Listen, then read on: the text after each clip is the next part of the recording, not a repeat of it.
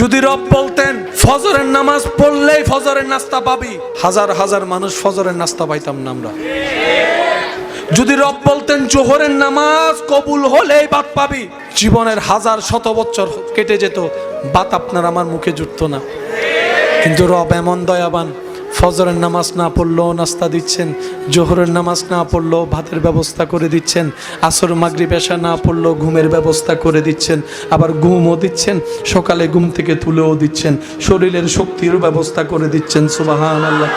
রব বলে বান্দারে তোদের যোগ্যতায় তোরা কিচ্ছু পাওয়ার অধিকার রাখস না, কিচ্ছু পাওয়ার অধিকার রাখস না, কারণ তোরা তো আমার প্রেমের পরীক্ষাই দিতে রাজি না। আমার প্রেমের পরীক্ষা কল্পনাও তোরা করতে পারবি না। আমি আল্লাহ পরীক্ষা করেছি ইব্রাহিম নবীকে, জগতে দেখেছে, তোরা শুনেছিস আমার ইব্রাহিম আগুনকে ভয় পাওয়া তো দূরের কথা, মুস্কি মুস্কি হাসি হাসি এর মধ্যে ঝাঁপ দিয়েছে, শুধু আমি রবকে খুশি করার জন্য। বান্দারে তোরা যা পাচ্ছস সব আমি রবের দান।